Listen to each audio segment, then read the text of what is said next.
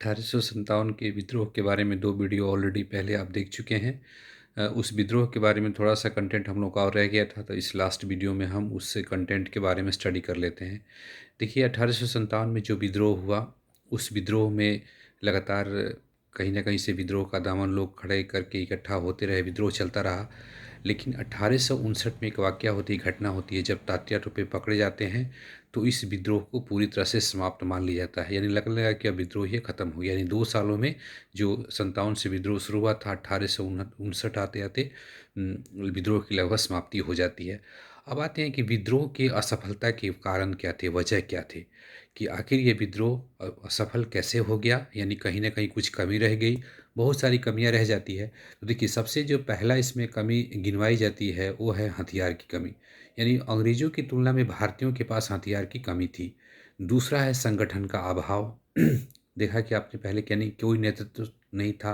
आप ख़ास करके देखेंगे जब भारतीय राजनीति में महात्मा गांधी का प्रादुर्भाव होता है, तो एक संगठन बन जाता है और इस संगठन के तहत पूरे भारत की जो क्षेत्रफल होता है, उत्तर, दक्षिण, पूरब, पश्चिमी, लगभग लोग आ जाते हैं उस ध्वज के तले और वहाँ से लड़ाई लड़नी आसान हो जाती है। तो इस तरह का कोई केंद्रीय नेतृत्व हमारे पास था नहीं, नेतृत्व की कमी थी।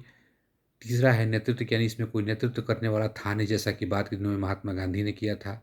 चौथा है कि बहादुर शाह की पत्नी थी जीनत महल। वो क्या की कि अंग्रेज़ों की वफ़ादार बनी रही, यानी महल के अंदर या क्रांतिकारियों की जितनी भी गतिविधियाँ होती थी, सबके बारे में चोरी-छुपके अंग्रेज़ों को जानकारी दे देती थी।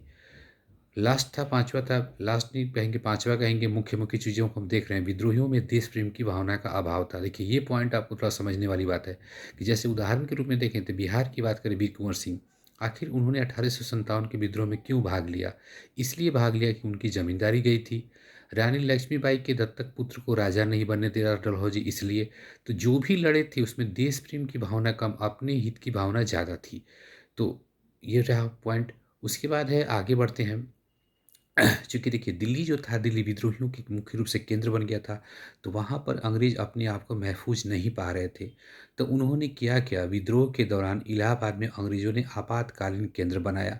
यानी यहीं से विद्रोह दमन करने की, दबाने की जो नीतियाँ थी वही बनती रही।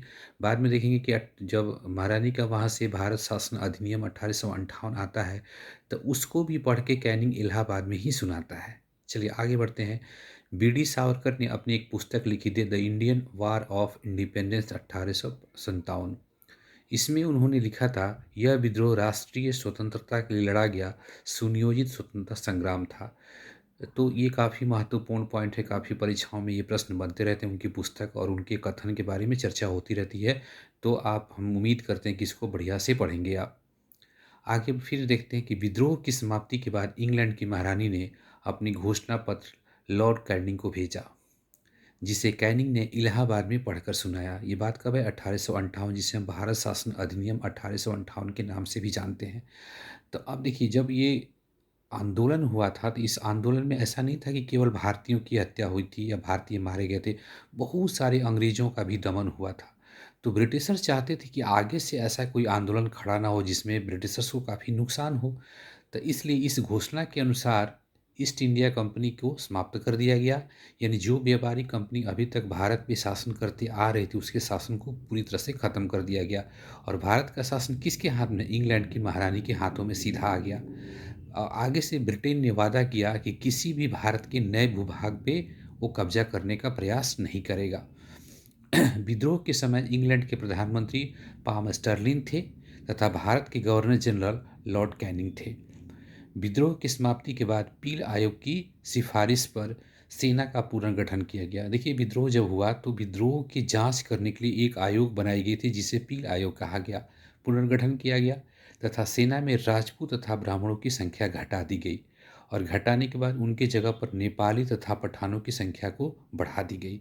तो ये रहा हमारा लास्ट कंटेंट, यानी 1857 के विद्रोह में जितनी भी महत्वपूर्ण तथ्य या चीज़ें थी, सबको हम लोगों ने देखा। हम उम्मीद करते हैं कि यदि इतने कंटेंट को, इतने पॉइंट्स को, बिंदुओं को बढ़िया तरीके से हम याद कर लेते हैं, तो किसी भी परीक्षा के लिए, चाहे वो राज्य स्टेट की परीक्षा क्यों ना हो, उस कमीशन लेवल की तो परीक्षा क्यों ना हो, कम से कम प्री तक हमारी तैयारी बढ़िया हो जाती है। धन्यवाद।